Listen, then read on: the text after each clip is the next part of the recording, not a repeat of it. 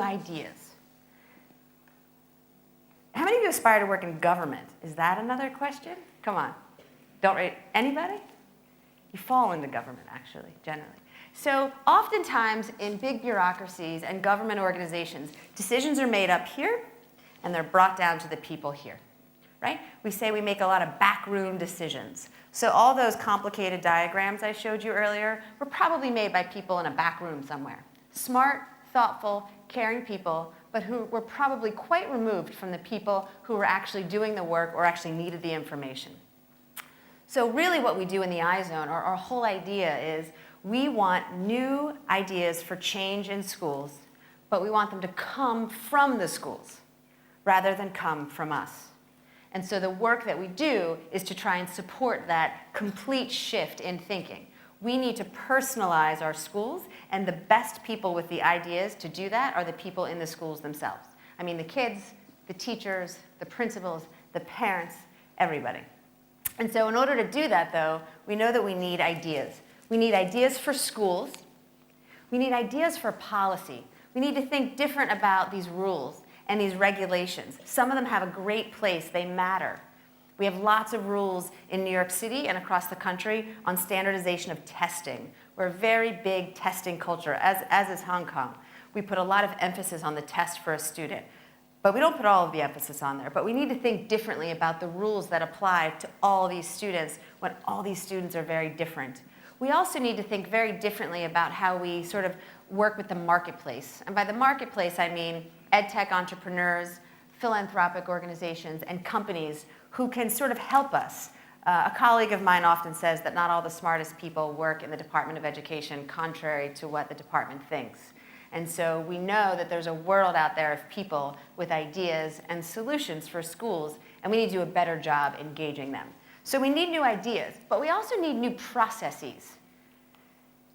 And by that I mean, so often when we have a new idea in government or in schools, someone's sort of decided it way up here, and then they try to put it into a school, but then they don't think differently about how or the process that they're going to do that. Does that say thank you because 15 minutes is up? Someone tell me. Does it? No. Uh-oh. Check it out. We're going to go fast. But we can only go fast if the click. I get 2 minutes for the clicker. 3 minutes for the clicker. So I'm going to speed through this. But I got 3 minutes. Can you put 3 minutes on the clock, please? Okay. So we want to work with schools to make change. We don't want to make the changes for them. So what we do is we go through a bunch of design processes to bring schools with us, to go through processes for surfacing new ideas to change their schools. I am going to try and go faster. This is a video. I'm in so much trouble. See, I still don't like rules. It's like a problem for me. I can't do it. I have to skip through this because I'm going to get in trouble. I know. Raise your hand if you want me to show that short video clip. They want me to show it. Okay. This is one of our idea generators, and it's an idea for, now they're not going to actually let it play. That's what's going to happen now.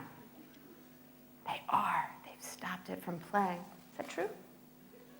They're about to come out here. I don't know what to tell you guys. It doesn't work now. But what this would have been is, it's an idea generator for mathematics. Give it a quick look.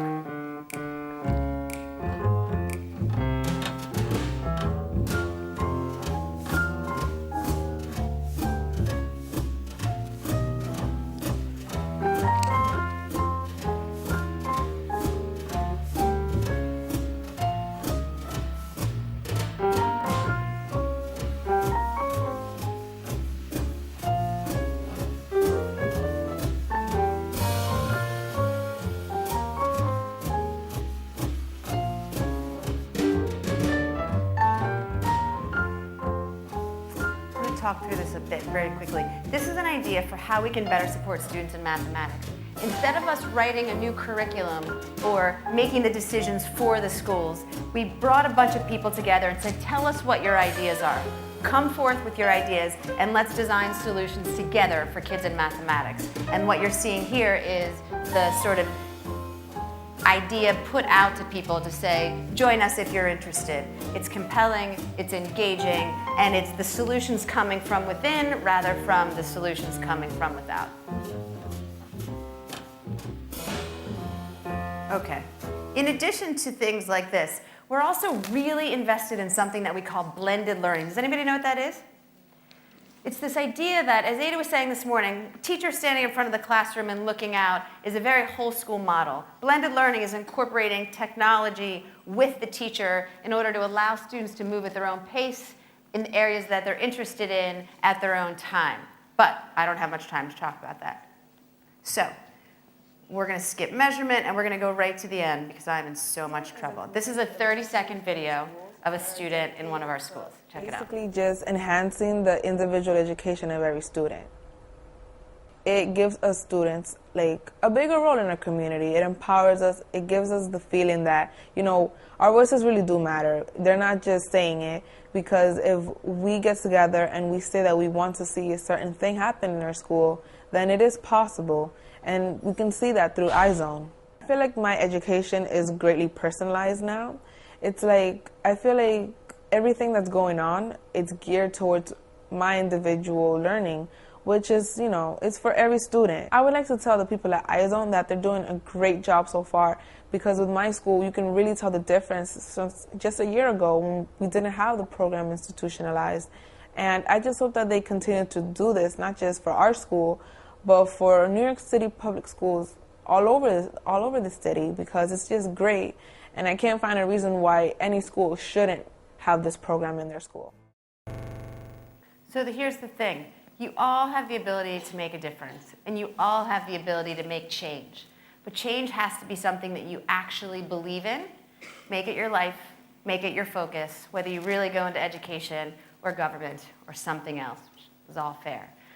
You are the global citizens of tomorrow, and so we need you to actually believe that change is possible. Never, ever settle for the status quo. Thank you.